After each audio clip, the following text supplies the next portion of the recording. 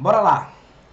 Queridos, essa temática de pedologia, esse conteúdo de pedologia, estudo dos solos, a ciência que irá estudar toda uma dinâmica e toda uma interação da superfície através de solos com toda uma vida existente na superfície terrestre, assim como toda uma dinâmica e uma interação com os elementos naturais, seja eles elementos climáticos, hidrográficos, fitogeográficos, tá?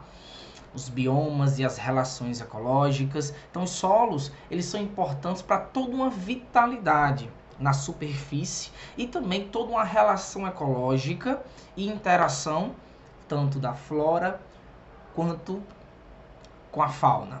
Joinha? E aí, dentro desse estudo de pedologia, primeira coisa que vocês precisam absorver, queridos, fixou os olhos em mim e aí na lousa. Primeira coisa que vocês precisam absorver é entender como se forma um solo. A origem desse solo, como o solo ele é originado, né? Resumindo. E aí esse processo que origina o solo, que dá origem ao solo, é chamado de pedogênese. Gênese vem de origem, de início. Pedo significa solo, tá? Terra. Cientificamente a gente fala solo. Joinha? Então, pedogênese é o processo de formação de um solo. E aí, dentro desse processo de formação de um solo, é necessário a gente entender alguns conceitos básicos. O primeiro deles, e o mais importante, para que vocês possam compreender a formação de um solo de maneira objetiva, direta, é o processo de intemperismo de uma rocha, tá? E aí, eu costumo sempre fazer uma distinção com os alunos, porque quando vocês, na maioria esmagadora das vezes, estão estudando em materiais didáticos, em livros, etc., confunde um pouco o conceito de erosão e de intemperismo. Muitas vezes passa a impressão que o conceito é o mesmo. Tanto a erosão como o intemperismo vai ter o mesmo conceito, a mesma definição. Mas tá errado. Joinha? E a partir de agora, jamais vocês irão confundir, ter dificuldade conceitual ou em termos de definição do que seria erosão e intemperismo. Então vamos lá. Vem comigo aqui, ó. Existem 3 tipos de intemperismos: intemperismo químico, intemperismo físico e o intemperismo biológico. Mas antes de entender esses 3 tipos de intemperismo, químico, físico e biológico, é necessário compreender o conceito de intemperismo, né? Então, o que seria esse intemperismo? Desgaste ou fragmentação de uma rocha. Repetindo, desgaste ou fragmentação de uma rocha. Joinha? Já a erosão, o conceito de erosão é deposição através de um transporte. Então, a rocha ela primeiro é fragmentada, descompactada, desgastada, os seixos, pedregulhos que são liberados através de tamanhos diferentes, né? Dentro de um solo, ele será transportado por toda uma dinâmica superficial, né? Escoamento das chuvas, escoamento superficial das chuvas, os ventos, os animais também transportam. Então, esse transporte de sedimentos e a deposição em um local mais baixo pela gravidade é o que nós chamamos de erosão. Então, a erosão, na verdade, é o processo de transporte daquilo que foi desgastado e da deposição em um local fixo, tá? É o processo erosivo. Já o processo de fragmentação, de desgaste, tá? Que pode ser através de intemperismo químico ou bioquímico, na presença de água. Aí entra aquele conceitozinho, aquela frase que os nossos avós, nossos pais mencionavam, e para solos isso funciona, para o intemperismo químico ou bioquímico, isso funciona demais. Que frase é? Acho que vocês irão lembrar. Água mole, pedra dura, tanto bate até que fura. É claro que isso, no nosso espectro visual, no meu e no de vocês, no nosso horizonte, é praticamente impossível. Se você parar e ficar olhando o processo de splash, né? O pingo solapando, tocando a rocha várias vezes, e se você ficar lá, eu vou ficar analisando, esperando a rocha se desgastar, se fragmentar através desse choque, desse contato, desse solapamento da água com a rocha, chamado de splash, ou da água com o solo, enfim. Então vamos lá. Na verdade, vocês não conseguem perceber porque a gente está dentro de um tempo histórico. Lembrem lá em geologia que eu mencionei para vocês que há uma diferença entre tempo histórico e tempo geológico. Tempo histórico é o tempo do homem. É um tempo diminuto. É como se fosse a sílica na praia. Já o tempo geológico é o tempo da Terra, que tem aproximadamente, segundo a ciência, 4,6 bilhões de anos. E aí, dentro desse tempo geológico, essa frase ela é correta, ela é verdadeira. A água, inclusive, dentro dos 3 tipos de intemperismo, de desgaste de uma rocha, intemperismo químico ou bioquímico, intemperismo físico ou mecânico e intemperismo biológico, dentro desses 3, aquele mais intenso que irá causar um desgaste maior na rocha é o intemperismo químico, as regiões que têm presença marcante da água, seja através de rios, seja através de lagos, ou principalmente através da precipitação ou do índice pluviométrico marcante, ou seja, das chuvas. Joinha? Então essa água tocando, solapando a rocha, o contato da água com os elementos químicos presentes nos minerais que constituem a rocha, lembrem que as rochas são constituídas por minerais e os minerais, por sua vez, são constituídos por elementos químicos. A água, quando entra em contato com esses elementos, com esses cristais, com essa composição rochosa ou litológica, ocorre uma reação química de dissolução. Claro que vai depender do tipo de rocha. Cada tipo de rocha vai dar uma reação diferente, ou vai ter uma resistência maior ou resistência menor em relação a esse desgaste. Mas, quando a água entra em contato com a rocha, ao longo do tempo geológico, ocorre um desgaste, uma fragmentação, que nós chamamos de intemperismo químico ou bioquímico. Quando ocorre um desgaste da rocha através da variação de temperatura, essa oscilação de temperatura que comprime e dilata os cristais, os minerais presentes nas rochas, né? Na estrutura litológica, no arcabouço geológico, ocorre também um desgaste, não só através desse processo de variação de temperatura, mas também a ação dos ventos solapando, lapidando, moldando as rochas, também vai desgastando, fragmentando essas rochas. Intemperismo físico ou mecânico. Joinha? E por último, o intemperismo biológico. Esse intemperismo ocorre na presença dos animais participando de maneira integral da formação do solo, do processo de pedogênese. Animais invertebrados como plateumintos, nemateumintos, anelídeos, vermes, minhocas e também os micro-organismos. Os animais fazem parte desse contexto de formação do solo, bem como também o sistema radicular dos vegetais, ou seja, as raízes que penetram em fendas, em fissuras das rochas, auxiliando esse processo de fragmentação, de desgaste. Joia? Tranquilo? Belezinha? Então vamos lá, dando continuidade. Voltando aqui para aquela imagem, notem que aí vocês conseguem visualizar perfeitamente o processo de formação e de aprofundamento de um solo. Queridos, a grosso modo, atenção no que eu irei falar agora para vocês. Os solos, normalmente, eles são classificados, divididos em 2 grupos.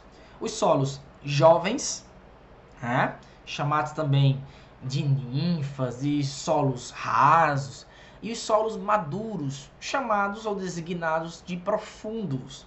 Os solos jovens ou rasos, eles irão ter no máximo 2 horizontes, mas normalmente tem um horizonte. O que seria um horizonte de um solo? Uma camada, como se fosse um pacote de sedimento que guarda informações homogênicas ou informações parecidas, semelhantes, tá bom? E aí, quando eu comparo um solo jovem ou raso com um solo maduro ou profundo, percebam que o solo maduro ou profundo ele vai possuir, na verdade, os 3 horizontes comuns de um solo, ou os 3 pacotes sedimentares, os 3 pacotes de sedimentos.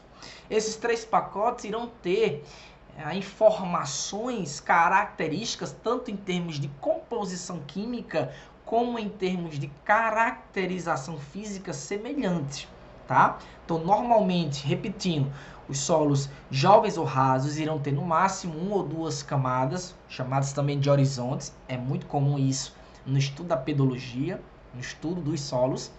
E os solos maduros ou profundos irão ter normalmente, comumente, 3 camadas ou 3 horizontes. Joinha, horizonte A, horizonte B e horizonte C, tá? Esse horizonte A, ele é caracterizado por possuir ou por ter na sua composição química muita matéria orgânica oriunda da superfície do solo. Notem aqui, ó, nesse processo de formação eu tenho aqui a rocha, tá? Ó, a rocha que ainda não foi formada ainda, a rocha mãe, inalterada, impermeável. No processo aqui, ó, de solapamento, de choque da água com a rocha, através de um temperismo químico, vai se formando ao longo do tempo geológico o solo rasozinho, ó, mas inicia já um processo aqui de matéria orgânica, surgimento aqui de vida, tanto de uma fauna como de uma flora, né? Vai se aprofundando esse solo ao longo do tempo geológico. E aqui, ó, já se percebe no último recorte aí, vocês conseguem perceber na última coluna o horizonte A, a parte aqui mais superficial que nós chamamos de humus, rico em matéria orgânica. Esse humus é todo o material que é proveniente da decomposição ou putrefação dos animais e dos vegetais, que fazem parte dessa estrutura superficial do solo. Boa parte dessa matéria orgânica, por percolação, por infiltração, chega até o horizonte A e se concentra nesse horizonte A, rico em matéria orgânica e também minerais leves, potássio, cálcio, sódio, enfim. O horizonte B, um horizonte mais avermelhado, com um pH mais acentuado, um pH ácido mais acentuado, melhor dizendo, tá? Rico aí em alumínio, em ferro, será considerado uma camada ferrúgica, tem uma tonalidade avermelhada. E o horizonte C, que é um horizonte de transição. Horizonte de transição. Por que um horizonte de transição?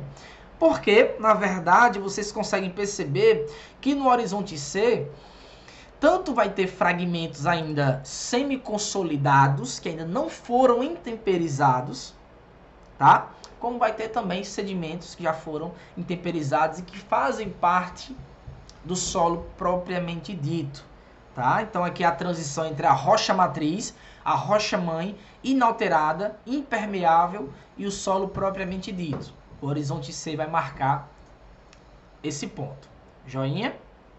Então aqui a gente viu temperismo químico ou bioquímico, físico ou mecânico e o intemperismo biológico.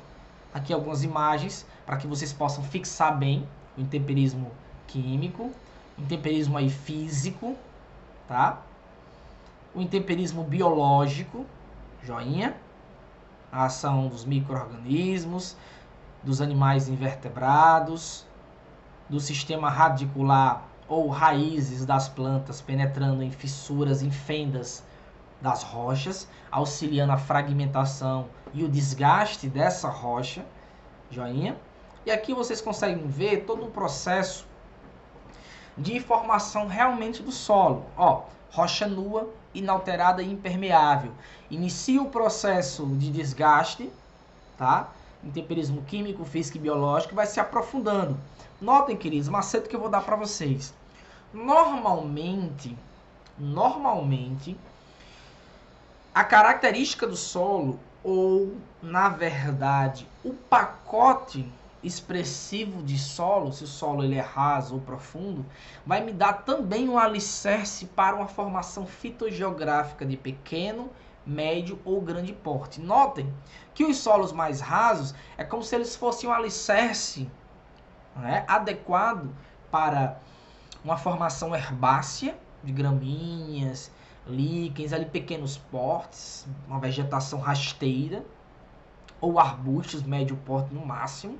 Já quando o solo vai se aprofundando, vai possuindo aí mais camadas, mais horizontes, ele tem um alicerce maior para que esse sistema radicular possa crescer, né, se desenvolver, ramificar por esse solo, dando sustentação a toda uma estrutura maior, uma formação arbórea de grande porte, chamadas árvores. Então notem que as árvores comumente elas estão presentes em regiões de solos profundos. E os arbustos e uma vegetação rasteira normalmente, claro que vai depender de outras características climáticas, né, pedológicas também, né, mas a grosso modo se consegue perceber nessa imagem aí, ó. Notem aí como a vegetação ela se desenvolve bem ao longo do tempo, na medida que o solo vai se aprofundando. Joinha. Essa imagem aqui retrata mais uma vez o que eu mencionei para vocês, da distinção dos solos jovens e dos solos maduros. Solos jovens vão ter no máximo 2 camadas, solos maduros irão, nesse caso aí, se apresentar com 3 camadas ou 3 horizontes, além do humus, a parte mais superficial, rica em matéria orgânica. Show? Joinha, joinha. Belezinha, tranquilaço. Então bora lá, aqui outra imagem mostrando aí o horizonte O, que é origem, a parte mais superficial, o humus que eu falei para vocês. Horizonte A, rico em matéria orgânica. Horizonte B, mais ferrúgico, rico em alumínio, em ferro. E aqui o horizonte C, de transição. Dá para ver aqui seixos, pedregulhos semiconsolidados e também sedimentos que fazem parte já do solo. Fazer uma transição do solo propriamente dito com a rocha matriz inalterada e impermeável, chamada também de rocha-mãe. Joinha que deu origem a esse solo. Show? Belezinha?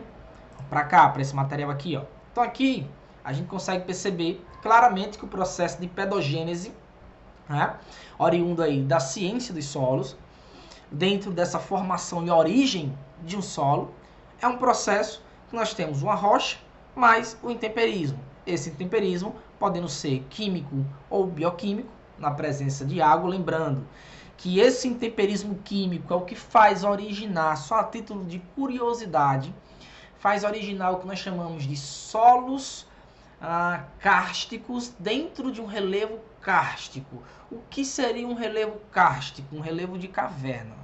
Karst vem de alemão, do idioma alemão, que significa caverna. Então, o relevo kárstico é um relevo de cavernas que é muito comum em regiões com rochas do tipo calcário, tá? Essas rochas do tipo calcário, quando entram em contato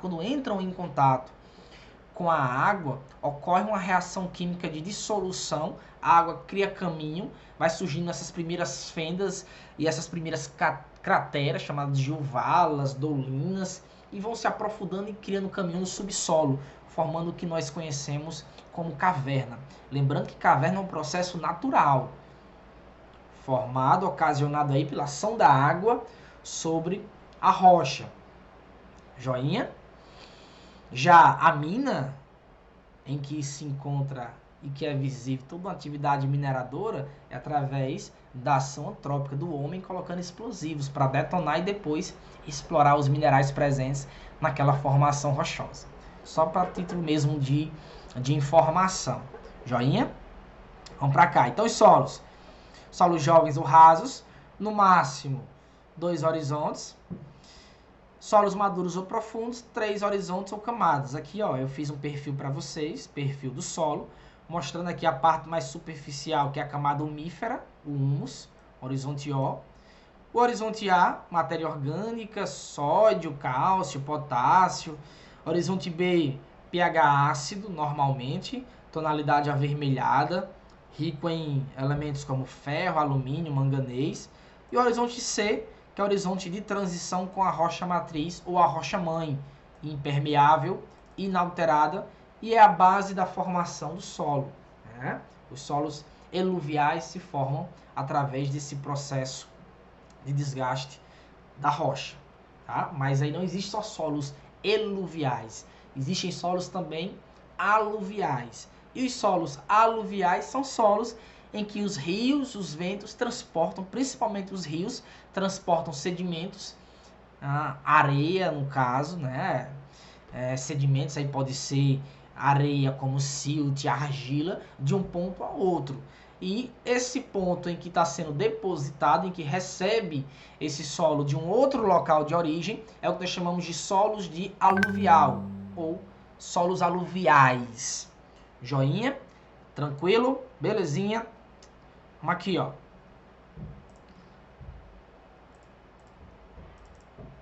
Aqui vocês conseguem ter um resumo, aí, um panorama do que a gente falou até agora. Então, solos é um processo de intemperismo agindo sobre uma rocha. Né? Os tipos de solos, tanto jovens como maduros, eles também podem ser classificados de solos eluviais ou aluviais quanto à origem. Então, quanto à profundidade, eles podem ser classificados em jovens ou maduros, né? Podem ser classificados em rasos ou profundos. E quanto à origem, eles podem ser classificados em eluviais. Eluvial é quando o solo ele é originado da própria rocha-mãe. A rocha-mãe originou aquele solo e o solo permanece naquele local. Os solos aluviais são solos que são transportados de um local para outro.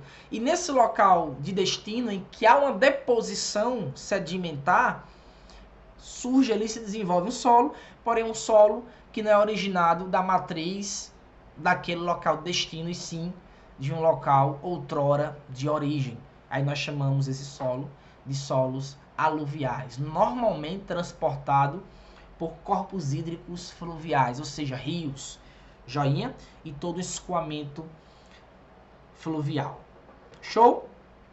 Queridos, a gente vai entrar agora em uma nova seara que tem caído muito em processos seletivos no Enem, falando da degradação do solo.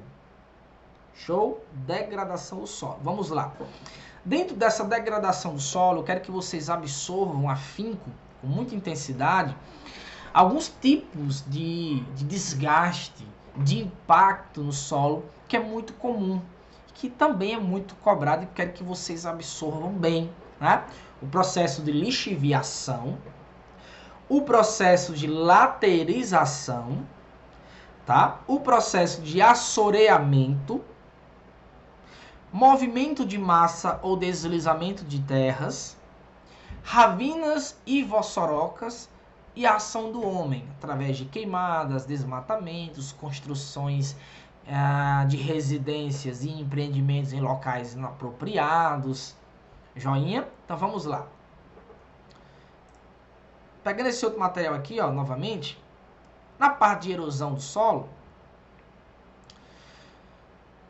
processo de lixiviação, atenção, é um processo em que há uma lavagem, uma retirada de matéria orgânica e de minerais leves do solo, nutrientes do solo.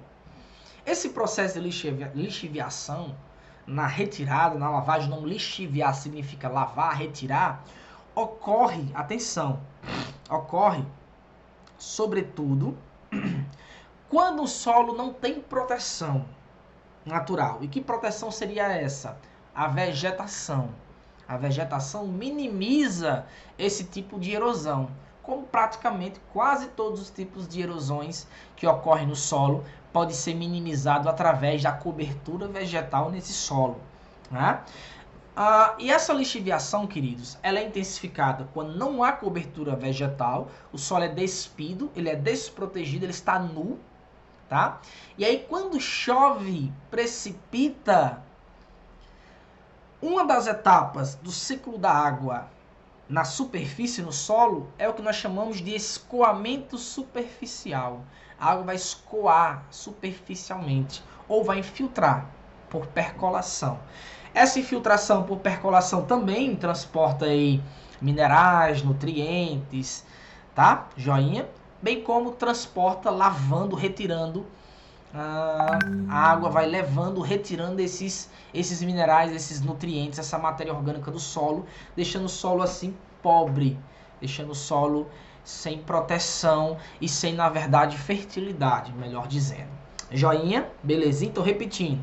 Lixiviação é um processo de retirada ou lavagem de minerais e nutrientes do solo. Ocorre principalmente quando chove e também quando o solo não tem uma proteção natural, que seria a cobertura vegetal, para minimizar esse escoamento superficial, bem como a percolação da água no solo, infiltração por outras camadas. Joinha? Tranquilo? Belezinha? Assoreamento. Atenção, queridos. Esse tipo de degradação, de impacto, chamado de assoreamento, assorear, se vocês forem pesquisar no dicionário Aurélio, Howers, vocês irão perceber que a palavra assorear, ela tem como sinônimo soterrar, né? E o assoreamento, ele ocorre quando sedimentos, areia, silt, argila, enfim, é transportado pela força da água, dos ventos, né, até o leito de um rio. Quando esse sedimento encontra o leito de um rio, ocorre o que nós chamamos de soterramento. E esse soterramento pode impactar muito o leito de um rio, assim como o curso de um rio, pode alterar o curso de um rio, visivelmente pode minimizar o volume de um rio, bem como também tira a fertilidade do solo, porque esse processo de assoreamento, muitas vezes ele vem acompanhado com o processo de lixiviação, tá? Da retirada de nutrientes, sais e minerais, matéria orgânica, junto com sedimentos, e vão num pacote só, sendo transportado até a parte mais baixa do relevo. A porção, queridos, mais baixa de um relevo é um rio ou o mar, não é? Pela gravidade. E aí, esses sedimentos são soterrados. O que poderia minimizar esse assoreamento dos rios, ou esse soterramento dos rios, impactando todo o ecossistema fluvial, impactando toda a navegação, impactando todo um curso dessas águas, que poderia ser minimizado? A presença de uma cobertura vegetal. No caso, a cobertura vegetal que fica normalmente próxima à calha de um rio, né, na margem de um rio, nós chamamos de mata ciliar. A mata ciliar é uma vegetação de margem de rios que minimiza essa erosão, porque impede que os sedimentos cheguem com efervescência e intensidade no rio. Joinha? Então minimiza o impacto. Mais uma vez, a cobertura vegetal minimizando qualquer tipo de impacto no solo. Ok? Joinha. Ó, algumas imagens que vocês podem perceber dentro de assoreamento dos rios, ó, soterramento. Show, belezinha, tranquilaço. Laterização, queridos. Esse processo chamado de laterização, atenção, ele também é um processo que muitas vezes surge na concomitância, na verdade, na consequência, no acarretamento do processo lixiviatório anterior, da lixiviação. Choveu, escoamento superficial, solo despido, sem proteção no solo, sem cobertura vegetal, transporta, leva sedimentos, minerais, nutrientes, matéria orgânica, e o que fica no solo muitas vezes é o que nós chamamos de minerais pesados ou minerais ferrúgicos. Por isso que o processo de laterização faz surgir o que nós chamamos de lateritas ou cangas, que são manchas avermelhadas no solo ou grande concentração de minerais ferrúgicos. próprio ferro, alumínio, manganês, deixando assim esse solo com um pH muito ácido, pH aí 4.5, 5, enfim. Show? Belezinha? E aqui, queridos, a gente tem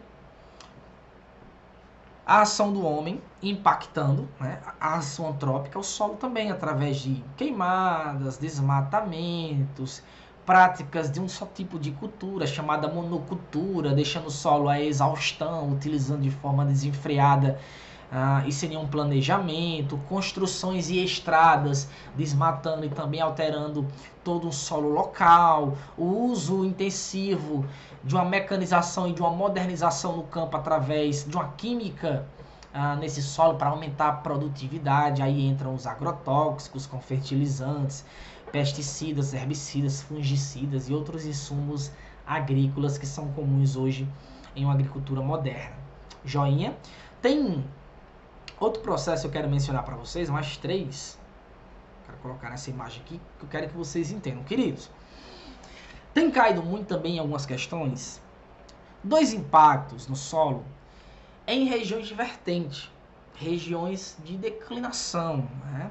Essas regiões íngremes com declinação ou com inclinação, né, de vertentes, quando não há cobertura vegetal, mais uma vez, a água pode ganhar uma velocidade muito grande pela gravidade da parte mais alta da vertente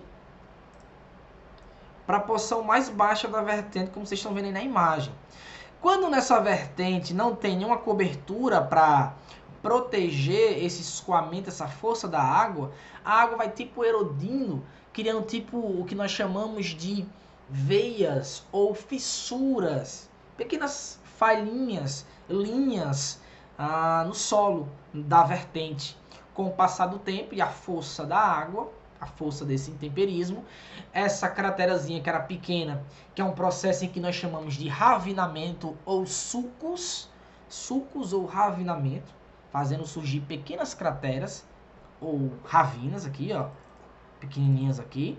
Como essas ravinas podem, com o passar do tempo, aumentar, né? A cratera pode ganhar aí um diâmetro maior, uma espessura maior, uma visibilidade maior, uma degradação mais intensa através da força do escoamento superficial das chuvas e se desenvolver para o que nós chamamos de vossorocas ou bossorocas. Vossorocas ou bossorocas, que são grandes crateras que surgem desse processo de escoamento superficial das águas das chuvas, erodindo, fissurando o solo, cortando o solo. Joinha?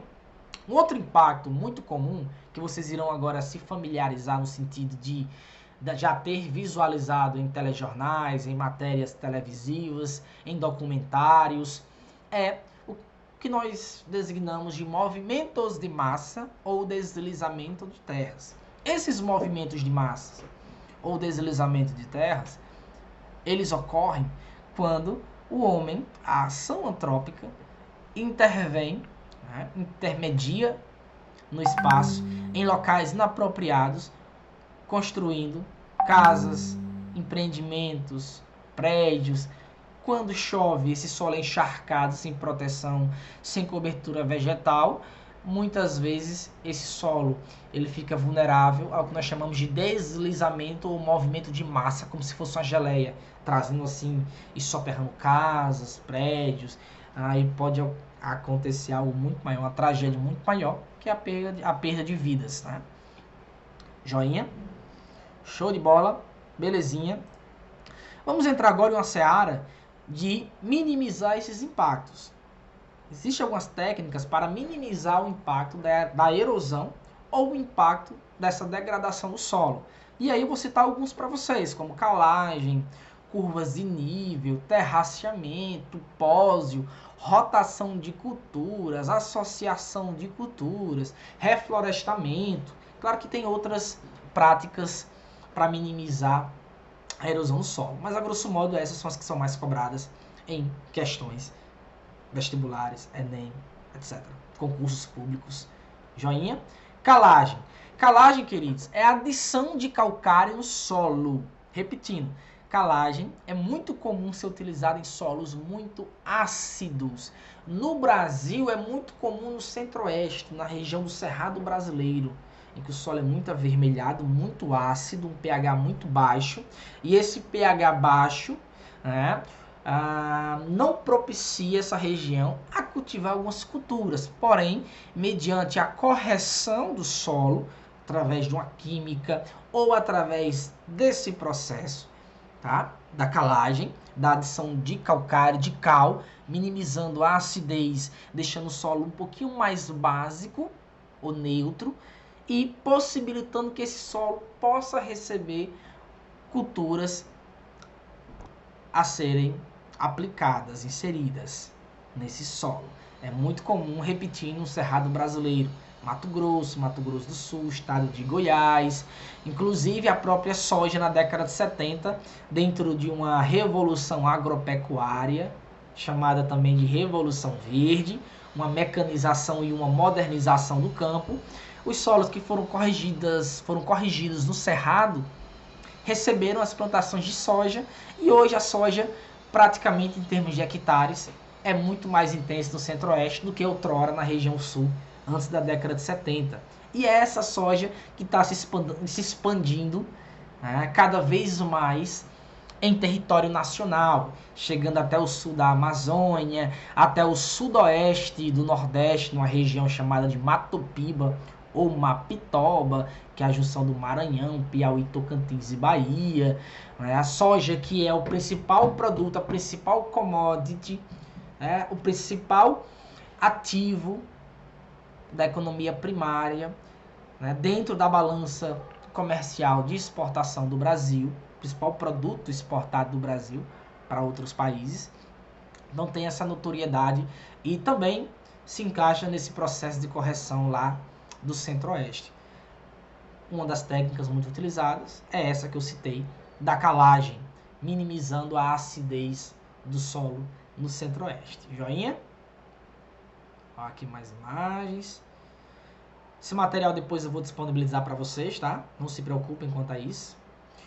Uma outra técnica para minimizar a erosão, porém agora em regiões ou em solos divertentes, em solos íngremes, são as curvas de níveis e o processo de terraceamento. Tá? Parecem semelhantes quando vocês olham aí um terraço, né? Processo de terraceamento, e quando vocês visualizam as curvas de níveis. Mas, queridos, elas têm diferenças, tá? Vamos lá. As curvas de níveis, assim como os terraceamentos, ocorrem em regiões divertentes, declinação, íngreme. As curvas de níveis são plantações inseridas em formato de semicírculos, né, em regiões divertentes.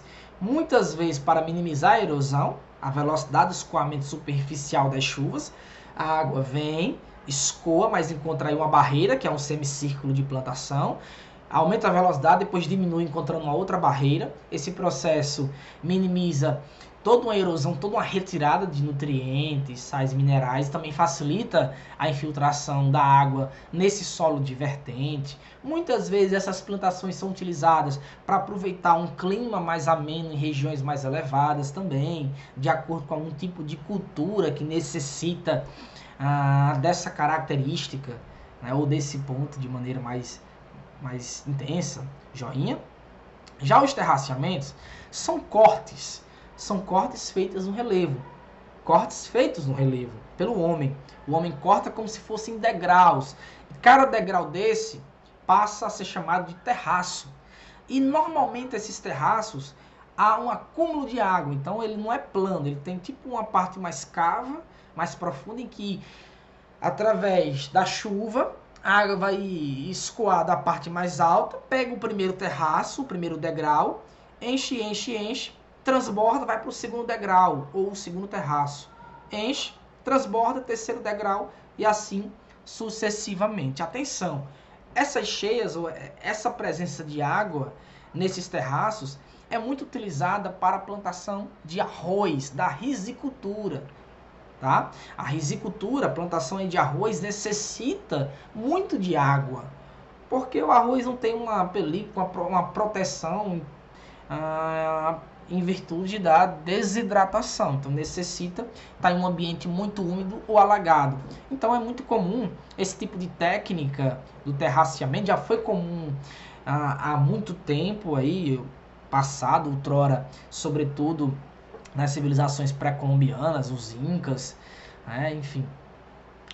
Mas também hoje ainda é muito utilizado em regiões, em países que têm um território pequeno e muito urbanizado e que necessita de alguma forma otimizar e utilizar qualquer tipo de espaço, por mais difícil que seja.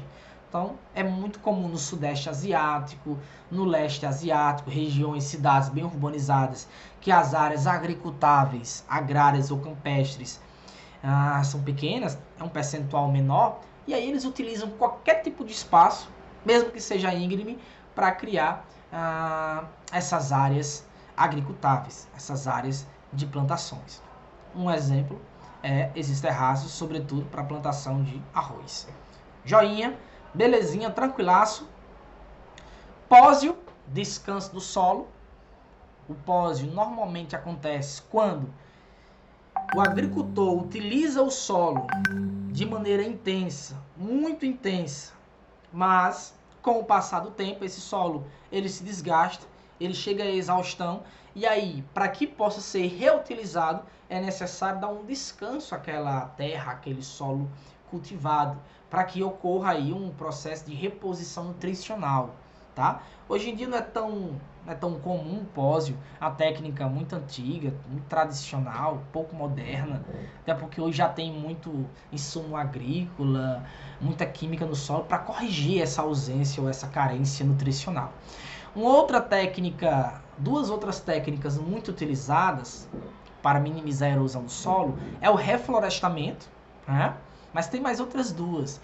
A associação de culturas e também a rotação de culturas. A rotação de culturas se dá quando em um solo há uma intercalação de duas ou mais culturas. Se planta um tipo de cultura específica que irá utilizar nutrientes específicos no solo durante 3 meses, vamos dar aí como exemplo, em termos de intervalo de tempo, 3 meses. Depois de 3 meses, pega uma segunda cultura que não irá utilizar os mesmos nutrientes da cultura anterior e planta. Ele vai absorver outro tipo de nutrientes e o solo vai estar se repondo em termos nutricionais para aquela cultura anterior.